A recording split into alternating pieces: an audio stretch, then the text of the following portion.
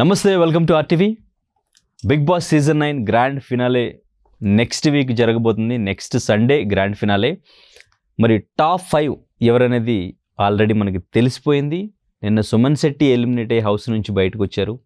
ఈరోజు భరణి హౌస్ నుంచి ఎలిమినేట్ అయ్యి బయటకు రాబోతున్నారు. వీళ్ళిద్దరు ఎలిమినేషన్ ఫెయిరా అన్ఫెయిరా? టాప్ 5లో ఎవరు విన్నర్ కాబోతున్నారు? సూట్ కేస్ తీసుకుని ఎవరు బయటకు వచ్చే ఛాన్స్ ఉంది? ఇవన్నీ కూడా క్లియర్గా మాట్లాడదాం. మనతో పాటు RJ, social activist, Bigg Boss season 8 contestant Shekhar Basha ఉన్నారు. హలో శేఖర్ భాష గారు. హాయ్ అనింద్ర. సో ఎట్లా అనిపించింది డబుల్ ఎలిమినేషన్? నిన్న సుమన్ శెట్టి, ఈరోజు భరణి. ఇది ఫెయిర్ అనిపించిందా, అన్ఫెయిర్ అనిపించిందా? ఏతో హోనాహిత జరిగి తీరాల్సిందే. డబుల్ ఎలిమినేషన్ లాస్ట్ వీక్ జరుగుతుంది అనుకున్నాం, కానీ ఇప్పుడు జరిగింది, అయ్యింది. దాంట్లో పెద్ద వింత ఏం లేదు. మేబీ సుమన్ అండ్ సంజన వస్తారనుకున్నాను. బట్ సంజన వీళ్ళిద్దరికైనా బెటర్ ప్లేయర్ అనే విషయం తను రెగ్యులర్గా ప్రూవ్ చేసుకుంటూనే వస్తుంది. నీతి, నిజాయితీ, మాట మీద నిలబడడం, ఇవన్నీ ఇట్లోనూ వీళ్ళిద్దరే బెటర్. బట్ గేమ్ చక్కగా చిలిపిగా ఆడుతూ, ట్విస్ట్లు ఇస్తూ, కన్నింగ్గా, ఇవన్నీ కూడా సంజన. సో బేసికలీ ఆట అంటే అదే కదా. ఇక్కడ నువ్వు కొండలు ఎక్కావా లేకపోతే కొండల్ని పిండి చేసావా, అది కాదు కదా. సో ఆ కేటగిరీలో బిగ్ బాస్కి ఈవిడ ఉండాలి అనిపించింది. బట్ ఇప్పుడు కూర్పు చూస్తే ఎంత ఈవెన్లీ పాజిటివ్ అంటే, ఇద్దరు కామనర్స్, ఇద్దరు స్టార్ మా బ్యాచ్, ఒక సెలబ్రిటీ. సో ఇమాన్యుయల్, తనుజ, వీళ్ళిద్దరూ స్టార్ మా బ్యాచ్. వీళ్ళిద్దరు కామనర్స్, డెమోను, కళ్యాణ్. సో ఒక ఎంపైర్ లాగా సంజన సెలబ్రిటీ. సో మా టీము, జనం టీము, సెలబ్రిటీ. ఇప్పుడు వీళ్ళ మధ్య బట్ బేసికలీ ఈ నలుగురు కూడా కలిసిపోయినట్టే కనిపిస్తుంది. ఇప్పుడంతా 4 స్తంభాల ఆట నడుస్తుంది. వీళ్ళందరూ కలిసి ముగ్గురిని దోసేద్దాం అనుకున్నారు. సరే, టాప్ 5లో ఎవరో ఒకళ్ళు ఉండాల్సి వస్తుంది కాబట్టి ఆ ఒకళ్ళు సంజనగా అయింది. బట్ సుమన్ శెట్టి ఆయన ఇన్నాళ్ళు ఉండడమే గొప్ప విషయం అన్నట్టుగానే మాట్లాడుతున్నారు బయట. కానీ అట్లీస్ట్ అంత ఉన్నాడు అంటే కారణం ఆయన సింప్లిసిటీ, జెన్యూనిటీ, ఆనెస్టీ. ఏ నెగిటివ్ లేకుండా మొత్తం. అంటే నాకు తెలిసి ఆల్మోస్ట్ ఈ సీజన్లో ఎవ్వరు కూడా ఏ నెగిటివ్ లేకుండానే బయటకు వచ్చినట్టు అనిపించింది నాకు. ఈయన కదా, ఈయన కానీ అసలు ఈ సీజన్ 9 కంటెస్టెంట్స్ అయ్యో ప్రతిసారి ఇప్పుడు మనం శివాజీ ఇంటర్వ్యూ చూస్తే ఆయన ఖచ్చితంగా నెగిటివ్ తీసి గట్టిగా వేస్తారు. అవును, ఎవరినైనా వదలరు. బట్ సుమన్ శెట్టిని ఆల్ ప్రైజింగే కదా. ఆయన అమాయకత్వం చూసి మురిసిపోయారు తప్ప ఏమీ లేదు దాంట్లో. ఇంత అమాయకుడు ఎట్లా బతుకుతావే అనుకునే జనాలు ఓట్లేశారు అనేది చెప్పారు.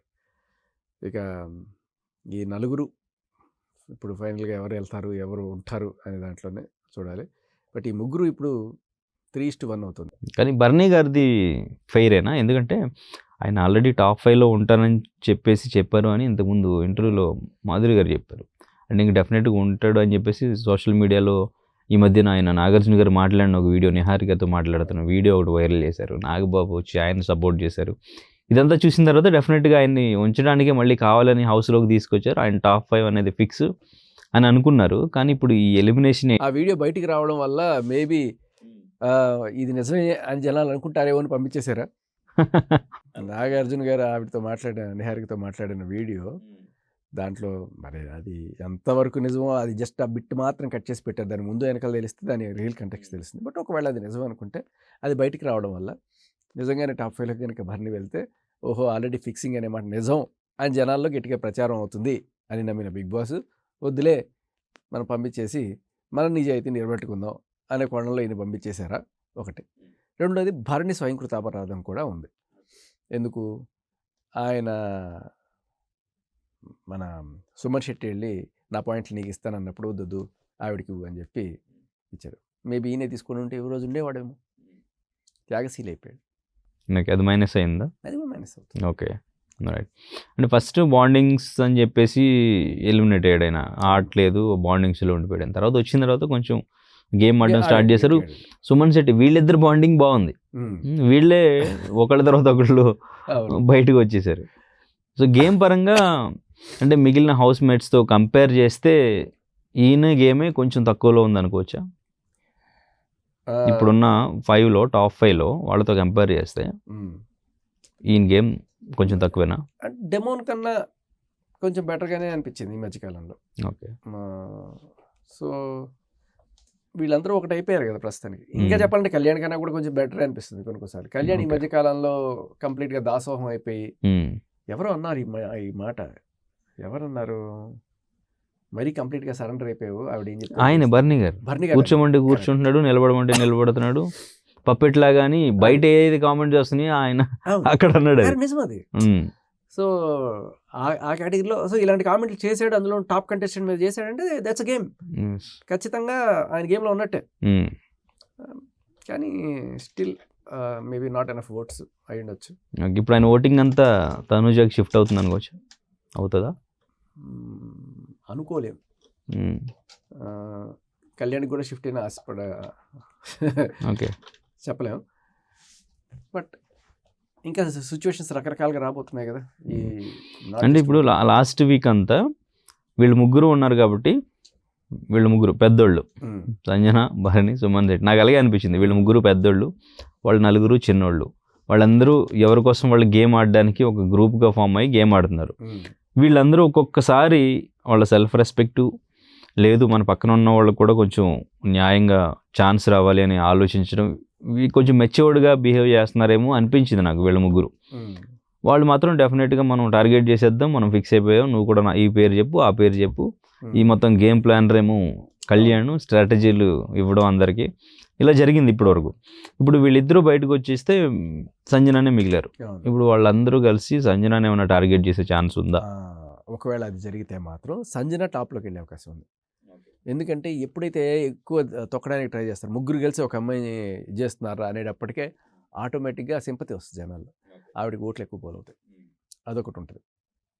ఇకపోతే కళ్యాణ్ ఇందాక అడిగిన క్వశ్చన్ ఇంకొక, భరణి సపోర్టర్స్ అందరూ కూడా ఇప్పుడు తనుజక లేకపోతే కళ్యాణ్క అనే విషయంలో నాకు కొంతవరకు కళ్యాణ్కి వెళ్ళే అవకాశం, కొంతవరకు గట్టిగా కళ్యాణ్కి పడతాయి అనేది ఒక డౌట్.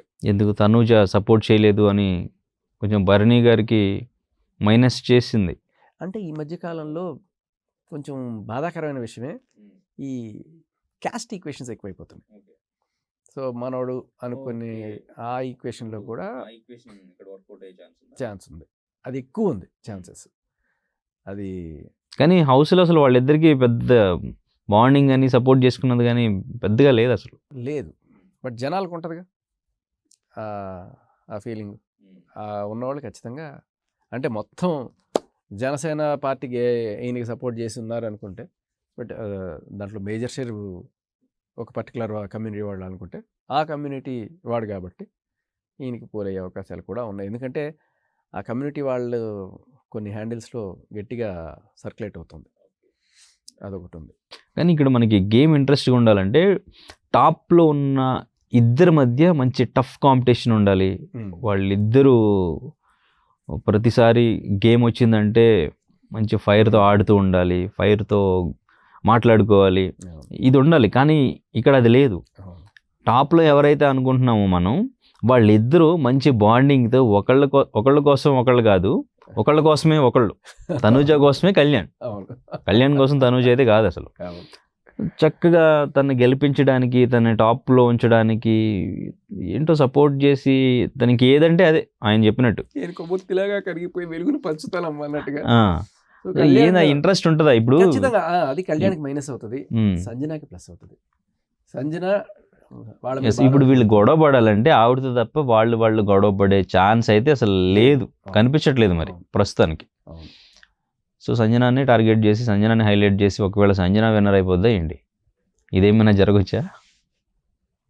కొంచెం రేర్ కేసే, కానీ ఇక్కడ మధ్యలో నీకు ఒక ట్విస్ట్ వస్తుంది, సూట్ కేస్ ట్విస్ట్ ఒకటి వస్తుంది. ఓకే, అక్కడ రియల్ రంగులు బయటపడే అవకాశాలు ఉన్నాయి. తనూజ బిహేవియర్ని బట్టి తను ఖచ్చితంగా సూట్ కేసు తీసుకునే టైప్ అయితే అనిపించట్లేదు. ఎందుకంటే మనం 3 లక్షలు ఇస్తే నీకు సెకండ్ కంటెస్టెంట్ అవుతావు అన్నప్పుడు కూడా తను 3 లక్షలు తీసుకోవాలి. Let I will go by audience. తను ఫిక్స్ అయిపోయింది, నేను విన్నర్ అయినా కాకపోయినా అమ్మాయి ఏం చెప్తుందంటే, విన్నర్ అమౌంట్ లో నుంచి తీసుకోవడం అనేది కరెక్ట్ కాదు, ఎథిక్స్. అన్ఫేర్ అన్నది అదేనా? అన్ఫేర్ బిగ్ బాస్ అనుకుంటారు మీరు అని చెప్పి ముందే చెప్పాడు కదా బిగ్ బాస్, అదేనా అన్ఫేర్? అయ్యుండొచ్చేమో. కానీ ఒకవేళ కనుక నిజంగానే అలా తీసుకుంటే మాత్రం ఖచ్చితంగా రేపు వేరే వాళ్ళు విన్నర్ అయితే పాపం ఆ 3 లక్షలు ఇవి తీసుకున్నట్టే కదా. అందుకే వాళ్ళు ఏవో అడుగుతుంటారు, ఆ 3 లక్షలు తొక్కలేదు, 3 లక్షలు నువ్వు నాకు ఇవ్వలేవా బయట అన్నట్టుగా. అంటే దాని అర్థం ఏంటి? కళ్యాణ్ ఆల్రెడీ విన్నర్ అని ఫీల్ అవుతున్నాడు. అది కూడా ఉంది కదా. సో కళ్యాణ్ సూట్ కేసు తీసుకోవడానికి తన మెంటాలిటీ ఆ టైప్లో ఉంది అనడానికి ఒక ఎగ్జాంపుల్ ఏంటంటే, ఈ 3 లక్షలు నువ్వు తీసుకొని ఉండాల్సింది కదా, అంటే నేనైతే తీసుకునేవాడిని అనే కదా తన ఉద్దేశం. సో 3 లక్షలకే ఇలా అయితే రేపు సూట్ కేసుకి ఈజీగా పడిపోతాడే కళ్యాణ్.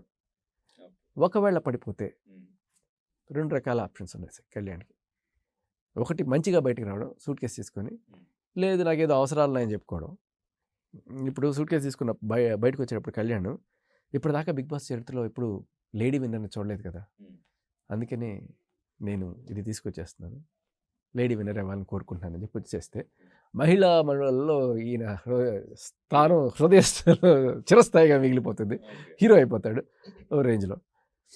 ఈ రీజన్ చెప్పకుండా నాకు వేరే ఖర్చులు ఉన్నాయనో లేకపోతే ఎవరికో ఆపరేషన్ చేయించాలనో ఇలాంటివి ఏవో చెప్తారు కదా, అది చెప్పి సూట్ కేసు తీసుకొని వచ్చేసాడంటే ఇక్కడే వేడ అవడం కాకుండా, సో ఇలా డబ్బులు తీసుకొచ్చి వెళ్ళిపోతే సోల్జరు అక్కడ కూడా ఎవరన్నా ఆఫర్ ఇస్తే ఇట్లా లొంగిపోతాడా అనే కామెంట్లు కూడా వినపడతాయి మనకి. సో అక్కడ సూట్ కేసు తీసుకోవడం తప్పు కాదు, సూట్ కేసు తీసుకునే రీజన్ కనుక నువ్వు కరెక్ట్గా చెప్పు, స్ట్రాటజీ వాడాలి దానికి కూడా. ఈ రీజన్ కరెక్ట్గా చెప్పకపోతే ఈ రీజనే డిసైడ్ చేస్తుంది నువ్వు హీరో అవుతావు జీరో అవుతావు. ఇప్పుడు నువ్వు ఆ రీజన్ చెప్పావు అనుకో కరెక్ట్గా, నువ్వు ఆ అమ్మాయి తనూజకి కప్పు తీసుకున్న ఆనందం కూడా ఉండదు, నిజం చెప్పాలి, క్రెడిట్ ఉండదు, విన్నర్ క్రెడిట్. రీతుని గెలిపించినట్టు మేము ఆడకపోతే రీతు గెలుస్తుంది అన్నట్టుగా ఇస్తే ఆ రీతుకి ఏముంటుంది క్రెడిట్, ఆ పోలే వాళ్ళు వదిలేస్తే నువ్వు వాడు బిచ్చం వేస్తే నువ్వు తీసుకున్నావు అనే టైప్లో ఉండకూడదు కదా ఎవరు. అలాగే ఇప్పుడు ఇతను ఇది తీసుకొచ్చేసాడంటే ఆ మాట చెప్పి సరే వాడు బిచ్చం వేస్తే వచ్చిందిరా అనే టైప్లో ఈవిడికి బిగ్ బాస్ కప్ అలా ఉంటుంది చేతిలో, కానీ ఆ విన్నర్ ఫీలింగ్ ఉండదు. మనోడేమో కింగ్ మేకర్ అనే కాలర్ వేసుకొని బయటకు రావాలి. సో మొత్తానికి అంటే ఫైనల్గా వచ్చింది కదా, ఈ ఫినాలే వచ్చేసరికి అసలు ఈ వీక్ అంతా ఎలా ప్లాన్ చేస్తారు, ఎటువంటి టాస్క్లు ఉండొచ్చు, ఈ వీక్ ఎంత టఫ్గా ఉంటుంది, ఎందుకంటే ఇంకా ఇంత ఈజీగా కాదు, ఈ వీక్ మొత్తం కూడా కొంచెం టఫ్గానే పెట్టొచ్చు టాస్క్లు, గేమ్ని మొత్తాన్ని మార్చే టాస్క్లు పెట్టొచ్చు. ఇప్పుడు లీస్ట్లో ఉన్న వాళ్ళు టాప్లోకి వచ్చే అవకాశం ఉండొచ్చు, అట్లా బిగ్ బాస్ కూడా మార్చగలడు స్ట్రాటజీ వాడి. అటువంటి స్ట్రాటజీస్ బిగ్ బాస్ కూడా వాడతాడా, అట్లా ఆడిస్తాడా వెళ్ళి? ఖచ్చితంగా ఉంటాయి అట్లాంటివి, కానీ దీనికన్నా మించిన ఒక దారుణమైన విషయం ఏంటంటే టాప్ వీక్లో లోన్లీనెస్ విపరీతంగా ఉంటుంది, మనుషులు ఉండరు, ఎవరి పాటికి వాళ్ళు కూర్చొని ఉంటారు, పిచ్చెక్కిపోతూ ఉంటుంది. అది మామూలుగా ఉండదు అసలు, చాలా భయంకరంగా ఉంటుంది అనమాట. దాంట్లో ఆ ప్రెషర్ భరిస్తూ వచ్చిన వాడే నిజంగా సక్సెస్ అవుతాడు. ఏడుపులు వచ్చేస్తుంటే ఊరికి ఎందుకు ఏడుస్తుంటారో తెలియదు, అలా అంతా అయిపోతుంది. అండ్ దీంట్లో ముగ్గురు ఒక జట్టు కట్టేసి ఒక్కళ్ళే సంజన ఒక్కతే అయిపోయిందంటే లిటరల్లీ సంజన ఇంకా ఆ ప్రెషర్ తట్టుకుందంటే చాలా గొప్ప విషయం అవుతుంది. సో వీళ్ళు ముగ్గురు ప్రస్తుతానికి ఒక గుంపులా అయిపోయారు. ఇది జనాల్లో గట్టిగా రీచ్ అయిందంటే ఆవిడకి సింపతి గట్టిగా పెరుగుతుంది. It will be dangerous for the winner. So మీ దృష్టిలో ఎవరు విన్ అయితే బాగుంటుందని మీరు ఫీల్ అవుతున్నారు? The entertainer. ఓకే, చేస్తే బాగుంటుందా, మీరు హ్యాపీ ఫీల్ అవుతారా? నాకు హ్యాపీ ఏం లేదు, ఇప్పుడు ప్రస్తుతం మారుతున్న సిచ్యువేషన్స్లో ఇలా కంప్లీట్గా సరెండర్ అయిపోయి తనూజ భజన చేస్తున్నాడంటే కళ్యాణ్కి కూడా కొంచెం వెనక్కి అయ్యే అవకాశం ఉంది. బట్ స్టిల్ తల్లి కొడుకు వీళ్ళిద్దరైతే కొంచెం అందరికీ షాకింగ్గా ఉండొచ్చు, Sanjana or Immanuel. Okay, so demon suit కేసు వీరుడు అయ్యే ఛాన్సెస్ కూడా ఉంటాయి అప్పుడు. ఓకే, చూడాలి. Right, thank you so much.